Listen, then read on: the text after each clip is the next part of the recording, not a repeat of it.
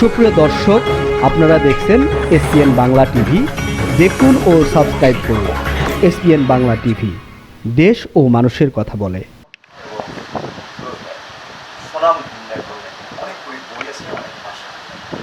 উনি ব্যক্তিগতভাবে যে দলে করেছেন আমার ওইদিকে আমি যাবো না, তবে উনি একজন ভালো লেখক ছিলেন, ভালো মানুষ ছিলেন। আমি তার আত্মার শান্তি কামনা করি। এই নিয়ে আমি আমার আজকের বক্তব্য শুরু করি। তো এখানে আজকের উদীয়মান বাংলাদেশ কর্তৃক আয়োজিত মানব সম্পদ উন্নয়নে আমাদের পথে শীর্ষক সেমিনারে আজকে উপস্থিত এখানে আমার শ্রদ্ধেয় বড় ভাই আশরাফ খান মুক্তিযোদ্ধা। ওনাকে পেয়ে মানসিকভাবে আরো একজন আবেগপ্রবণ লেখক, কবি, ওনার নাম হচ্ছে সিরাজ ভাই। নারায়ণগঞ্জের মানুষ দুইজন।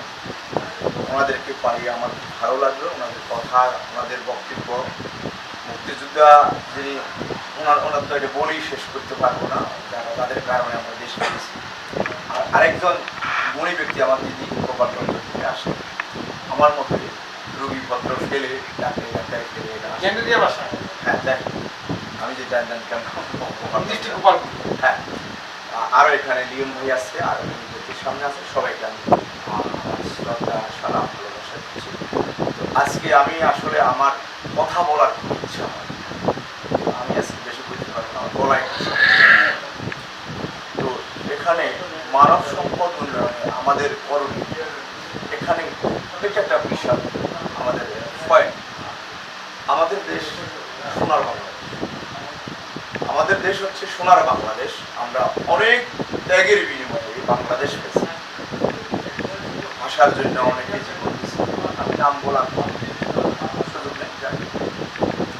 দেশের স্বাধীনতা রক্ষার জন্য জীবন দিয়েছে অসংখ্য মানুষ, ইজ্জত হারাইছে মা বোন।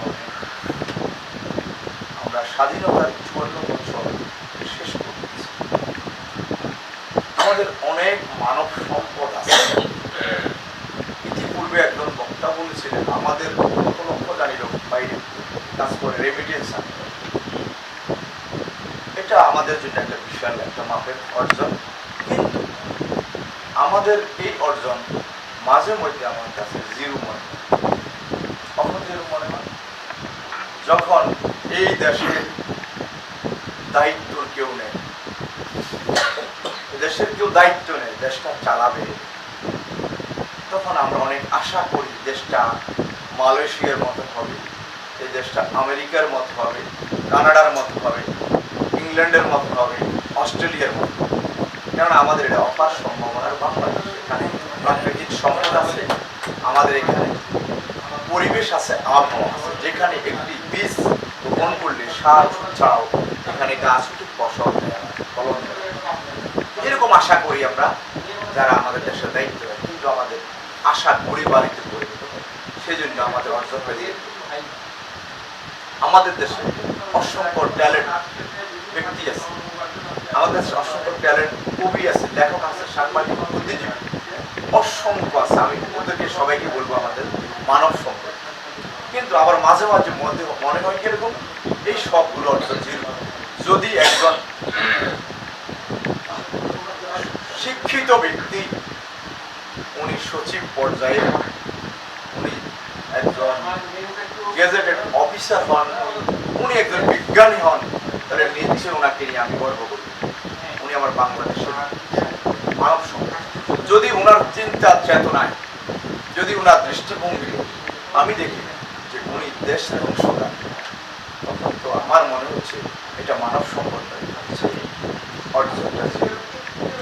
মানব সম্পদ তৈরিতে আমাদের করণীয়, আমরা এখানে যারা আছি, কেউ লেখক, কবি, কেউ সাংবাদিক, কেউ বুদ্ধিজীবী, বলবো আমি একজন চিকিৎসক, মানে আরেকজন সেবক, এখানে আমরা যারা আছি, আমরা মানব সম্পদ অর্জন বা মানব সম্পদ তৈরি কিভাবে করবো আমরা লিখি, আমাদের লেখনীতে লিখি আমরা কিভাবে মানব সম্পদ তৈরি, এটা আমাদের আন্দোলন, লেখকদের আন্দোলন।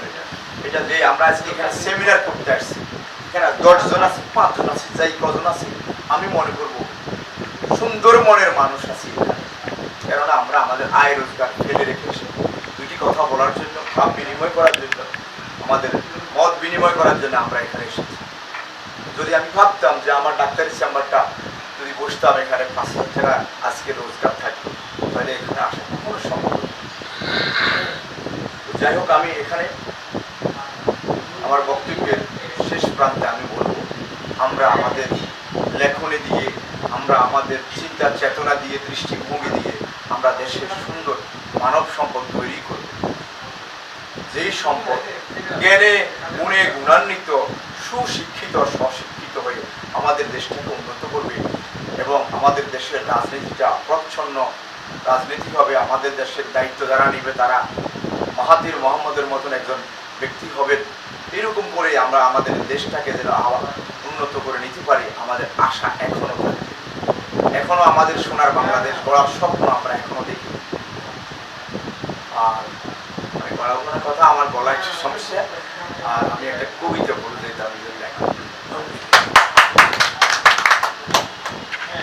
আমি কোনো একটা লেখা যখন লিখি, এটাকে যদি কেউ কবিতা না বলে আমার কোনো দুঃখ লাগে, কিন্তু আমার কাছে ভালো লাগে সেই লেখাটা আমার মনে হবে।